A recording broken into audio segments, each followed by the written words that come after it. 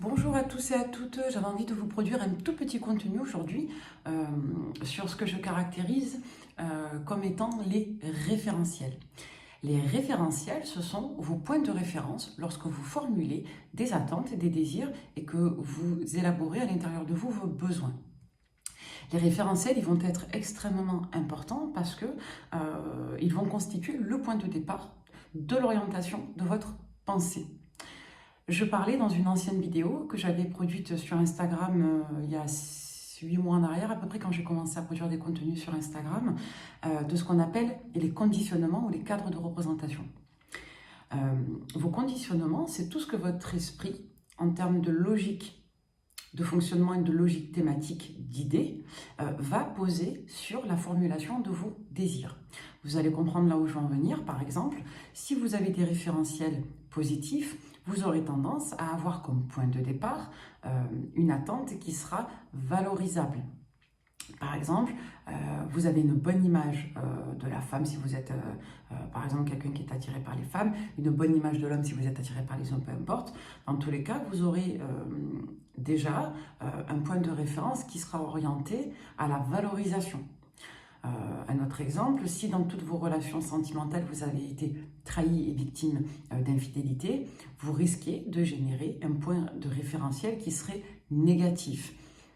Moi, ce que j'entends souvent en consultation, c'est que l'on me dise, par exemple, voilà, moi, ce que je veux aujourd'hui, c'est ne plus tomber sur. Moi, ce que je veux aujourd'hui, c'est rencontrer une personne en qui je puisse avoir confiance, car ça ne m'est pas réellement arrivé, ou j'ai été déçue. Donc ça, c'est un référentiel antérograde négatif. C'est très important d'avoir à l'esprit de souvent, pour ne pas dire toujours, générer des référentiels qui sont en lien avec le ici et maintenant, sur des tonalités positives et constructives. Pourquoi? Parce que, l'air de rien, lorsque votre point de référencement, votre référentiel est négatif, vous allez forcément associer inconsciemment des schématiques anxieuses et ou négatives, et vous allez par là même continuer de connecter vos émotions aux souvenirs de référence, donc aux situations antérieures. Donc ça, c'est pas un exercice qui est très compliqué à formuler, c'est vraiment lié avec votre état de conscience et je dirais la formulation mentale. Souvent dans des discussions entre amis ou même entre soi et soi-même, quand on y pense, on se dit aujourd'hui, voilà, qu'est-ce que j'aimerais vivre, quels seraient mes désirs, peu importe le secteur, c'est pas forcément sentimental.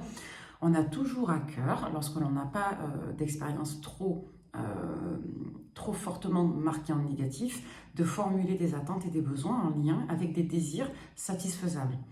Par exemple, dans le cadre du travail, si vous avez de nouveaux objectifs professionnels, vous allez souvent patauger lorsque vous ne savez pas ce que vous désirez faire.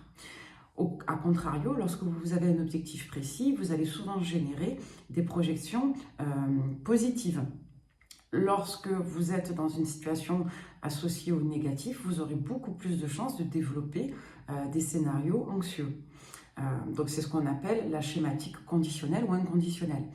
Donc en quelque sorte, il est extrêmement utile d'apprendre à formuler des désirs en lien avec des référentiels actualisés, contemporains et surtout, je dirais, optimistes, positifs et constructifs. Vraiment, c'est très important.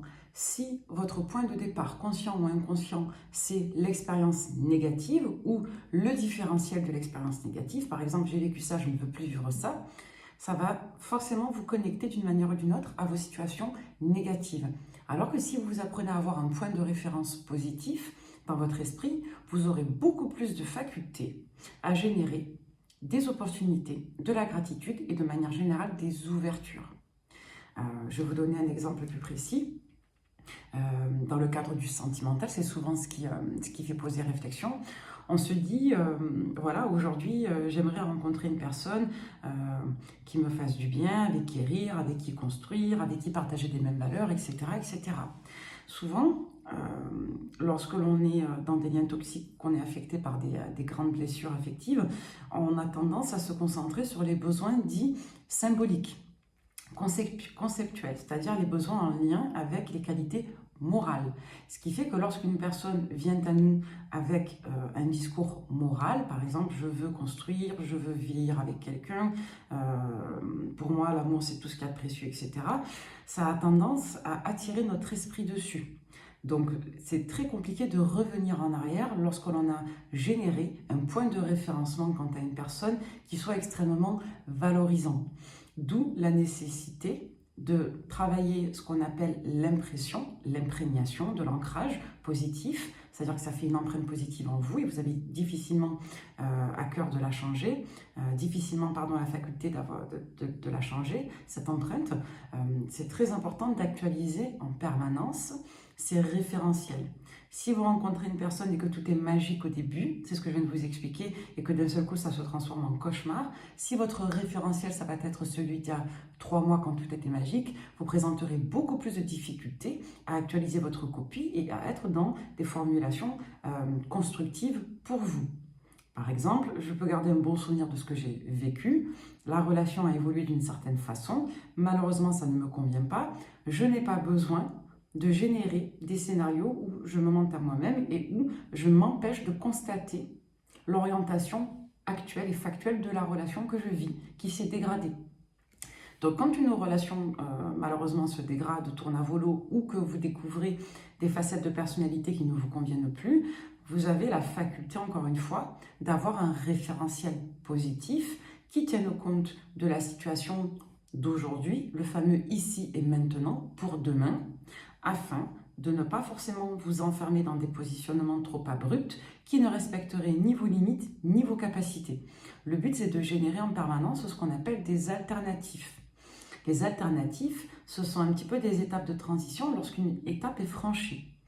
Pour franchir une étape, c'est important de se positionner. Encore une fois, le positionnement n'est pas forcément un positionnement, je dirais, radical. Il peut renvoyer un positionnement qui serait permissif, mais pour autant, ça permet de fonctionner étape par étape et de respecter, en quelque sorte, les contraintes que la réalité factuelle vous impose.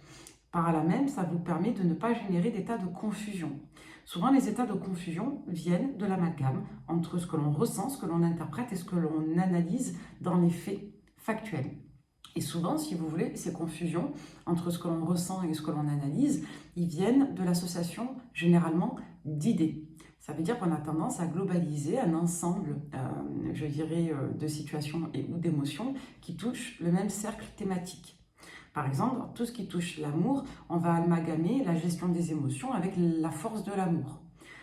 Ce qui fait qu'on aura tendance inconsciemment à se mettre à l'esprit que si l'on aime très profondément une personne, on ne peut que subir ces émotions négatives. Et on va essayer quelque part de se forcer à s'imposer d'oublier, d'avancer, alors que ce ne sera pas du tout incarné. Donc ça va générer beaucoup, malheureusement, d'interférences et beaucoup, malheureusement, de contradictions qui viendront entamer l'estime de soi. Par exemple, si vous vous forcez à avancer alors que vous aimez toujours quelqu'un et que ça ne fait pas sens en vous, mais que vous devez, selon vous, vous forcer pour lâcher cette personne qui est négative ou qui vous fait du mal, ça va forcément générer des blessures supplémentaires. Parce que si le constat de non-aboutissement d'une relation ne vous aide pas à gérer vos émotions, c'est qu'il y a quelque chose à travailler, non pas forcément toujours sur la gestion des émotions strictes, mais plutôt sur les associations d'idées associées à l'amour. Donc ça, c'est accessible à chacun. Il n'y a jamais de fatalité dans la considération de vos états d'être. Vous avez toujours la faculté de travailler le rapport que vous avez à la réalité, notamment à votre propre réalité. Ceux qui me consultent en accompagnement thérapeutique le savent, quoi que vous ayez à travailler, qu'on ait à faire à cheminer ensemble, je commencerai toujours mes prises en charge par ce que j'appelle le cadre identitaire. Dans le projet d'accompagnement personnalisé à la première séance, c'est-à-dire ce que l'on va travailler, on va définir des objectifs, on va définir des axes thérapeutiques et on va définir des bénéfices. La notion de cadre identitaire, c'est la notion, je dirais, de principes élémentaires. Les principes élémentaires, c'est tout ce qui caractérise, encore une fois, vos référentiels de départ, c'est-à-dire la définition que vous posez sur vos notions clés, vos principes, vos valeurs, et la manière dont vous allez employer ces référentiels conscients ou inconscients en vous qui vont vous permettre de générer vos schématiques de fonctionnement, schématiques conditionnels ou inconditionnels. Les schématiques plus inconditionnelles, elles sont en lien avec, quelque part, vos acquis intérieurs, c'est-à-dire la manière dont vous avez construit inconsciemment, dirons-nous, vos associations d'idées. Les schématiques conditionnelles, elles correspondent aux ressources que vous allez employer en fonction des éléments que vous allez vivre et de l'expérience que vous allez apporter dessus. Donc l'objectif, c'est pas que vous compreniez tout ça aujourd'hui, l'objectif, c'est que vous compreniez la puissance que vous avez en vous et le pouvoir, le potentiel dont vous disposez quant aux situations que vous vivez.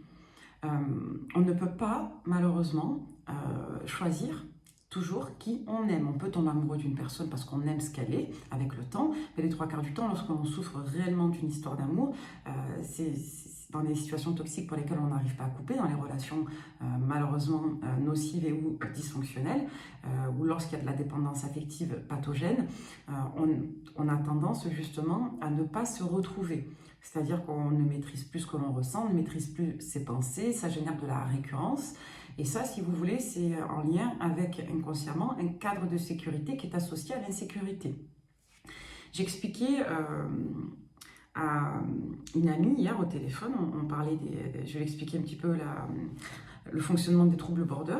Donc il y a une école qui est très intéressante qui en associe 5 principaux. Donc on va dire que dans les troubles border, ce qui va être dominant par exemple, c'est l'instabilité émotionnelle et une tendance à sortir des névroses pour entrer dans le champ des grandes psychoses où l'on va induire une forme de construction, de reconstruction de la réalité qui va être entretenue justement par ces schématiques orientés, donc ces référentiels.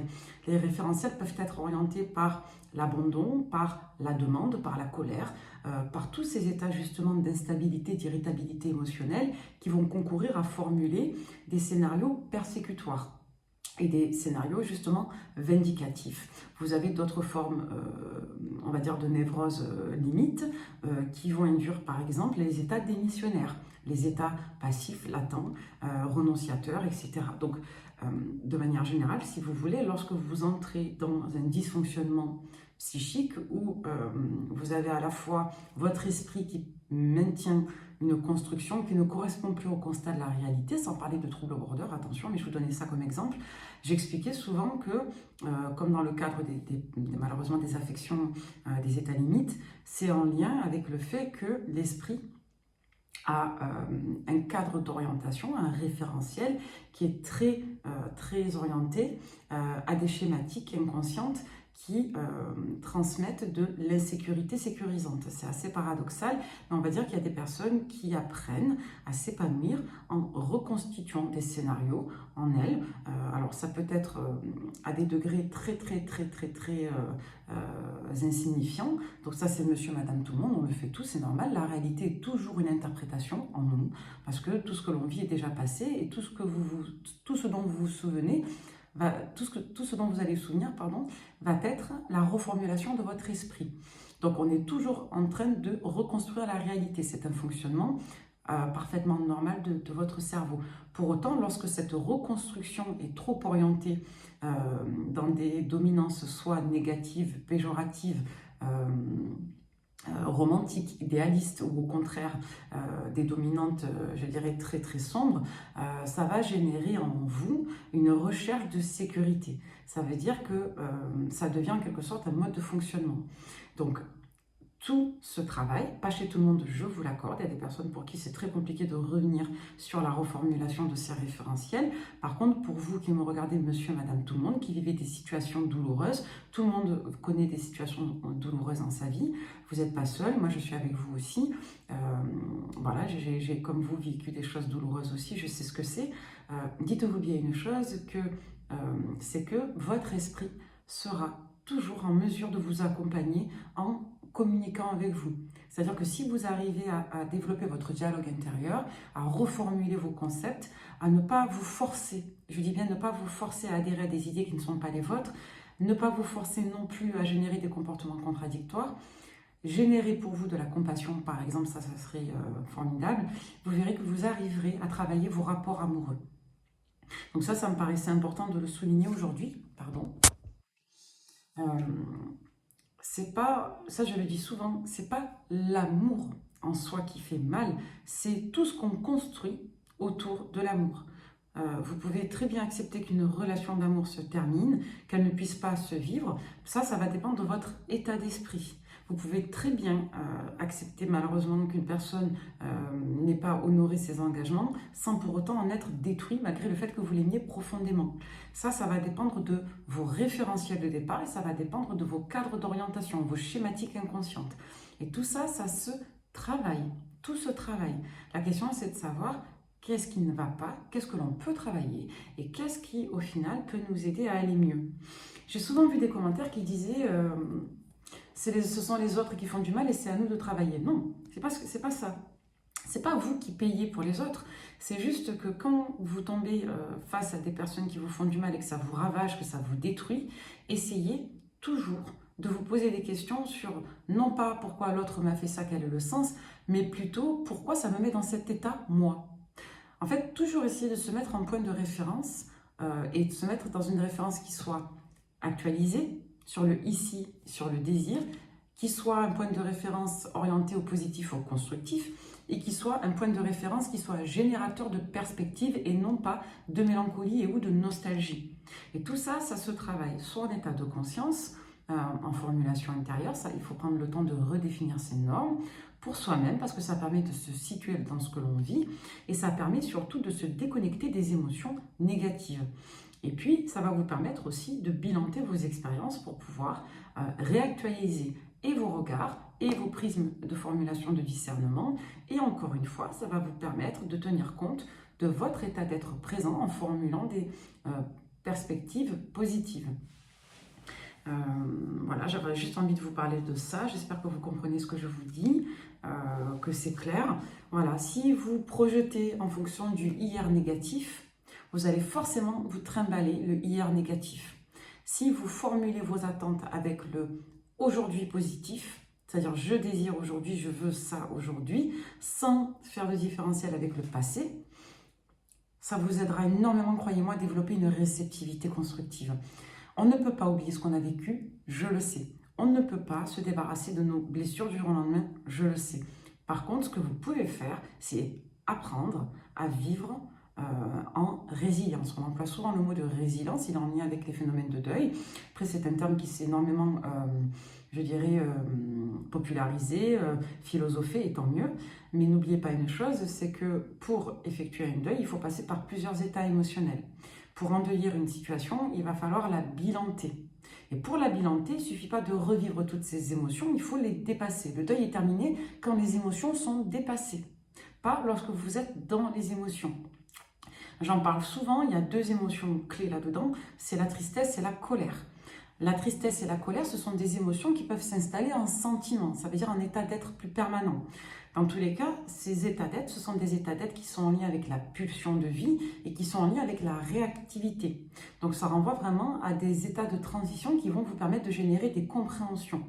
Si vous maintenez des états de tristesse et ou de colère permanents, c'est qu'il y a un point de compréhension en vous qui ne se fait pas. Et surtout, ça signifie qu'il y a un ensemble thématique qui vous lie encore à la situation que vous avez vécue. Ça veut dire que dans tous les cas, il y a soit la situation en elle-même qui n'a pas été dépassée, soit des souvenirs traumatiques associés à cette situation qui n'ont pas été non plus révolus en vous. Donc souvent, on génère des attitudes extrêmement investies, extrêmement puissantes, extrêmement douloureuses, lorsqu'il y a de la mémoire associée à l'émotion sollicitée qui fasse ce lien avec les thèmes. Par exemple, si vous avez été victime de plusieurs trahisons, chaque fois que vous vivrez une trahison, si ça n'a pas été dépassé, vous allez, à chaque nouvelle trahison, réassocier l'ensemble de la charge de la mémoire des anciennes trahisons. C'est-à-dire qu'à chaque fois qu'on vous retrahit, c'est une peine supplémentaire qui se rajoute aux peines précédentes. On ne vit pas une trahison la première fois comme on vit une trahison au bout de la 15e fois. Ça paraît logique. Donc ça, c'est très important. Du coup, non pas de vous sentir fautif, ça j'insiste là-dessus, c'est pas le but. Et c'est pas une notion de pourquoi c'est à moi de travailler si c'est les autres qui sont méchants. Non, le but c'est juste vous. Les autres, on ne les met pas en comparaison. Si quelqu'un a un mauvais système de valeurs nocif, non empathique, non compassionnel, non altruiste, ça le regarde. La question c'est de savoir qu'est-ce que vous faites vous de ces constats-là vis-à-vis du fait que certaines personnes existent. Encore une fois, c'est très important de dépersonnaliser aussi les situations. Parce que si vous ramenez toujours vos points de référence à quelqu'un, vous allez ramener cette personne à la prochaine, à la suivante. Donc encore une fois, on impersonnalise la projection du désir. Si vous êtes encore marqué par une rupture et que vous voulez avancer, rencontrer une nouvelle personne, si votre point de référence, ça va être l'ex ou je ne veux pas qu'il soit comme mon ex ou qu'elle soit comme mon ex, je voudrais qu'elle ait les mêmes qualités, qu'il ait les mêmes qualités que mon ex, je voudrais, voilà. Ça, pareil, ça ramène des points de connexion au passé. Le but, c'est de vous dire que chaque situation que vous vivez est en lien avec votre passé. Le passé constitue votre identité et il constitue non pas une référence stricte, mais plutôt une orientation de la référence. C'est pour ça que c'est très important d'apprendre à orienter au positif et à la constructivité ce que vous avez vécu. Voilà, et au pire, si vraiment ce que vous avez vécu est en lien avec des traumatismes très souffrants, essayez de générer un bilan constructif. De vous dire, même si vous devez vous dire que vous n'avez pas eu de chance, soit, dites-vous que vous n'avez pas eu de chance et essayez de vous dire qu'un jour vous aurez de la chance. Par exemple, pas en vous disant j'aurai forcément plus de chance qu'avant, mais simplement j'aurai de la chance, point. En fait, je vous donne des exemples, vous voyez les exemples qui vous parleront le plus, mais c'est super important de vous délester des charges, des poids, de vos souvenirs invalidants et ou négatifs. Pas parce que c'est facile de le faire, je le sais, je ne vous dis pas que c'est facile ou qu'il faut à tout prix le faire en claquant des doigts, parce que je vois arriver déjà les commentaires un peu, mais je vous dis simplement que c'est d'apprendre à avoir cette logique-là de fonctionnement, de je vis, je bilante, je retire de la ressource et je recommence. C'est comme avec de la nourriture. Ce que vous vivez, c'est une nourriture émotionnelle. D'accord? C'est un bagage émotionnel, c'est une nourriture émotionnelle. Vous avez la liberté, quand vous allez dans un pays froid, de prendre des vêtements chauds, comme vous avez la liberté de prendre des vêtements froids. C'est vraiment, on va dire, le même rapport avec la vie. Vous avez la liberté de toujours rester connecté à ce qui ne va pas, comme vous avez la liberté de vous dire, ok, ça ne va pas, soit, j'ai ressenti ça, pourquoi je ressens ça, j'avance. Plutôt que de vous dire je ressens ça, la vie est dure, les autres sont méchants, on a peu de chance de rencontrer, vous avez le choix d'orienter votre construction de pensée. Plus vous allez orienter votre pensée vers des données altruistes, ouvertes et positives, et plus vous allez finir par les incarner en vous et ils vont devenir, ces points de pensée, des éléments de référence. Et du coup, vous allez changer vos cadres de conditionnement et vous allez par la suite générer des points de référence qui seront beaucoup plus en lien avec le ici et le maintenant parce que l'hier n'aura plus sa place dans le aujourd'hui. Voilà. J'espère que ce contenu vous aura été utile. Je vous adresse toute ma sympathie, tout mon soutien. Et j'espère que ce message aura été compris, vraiment. Prenez soin de vous et à très bientôt. Bye bye. Merci.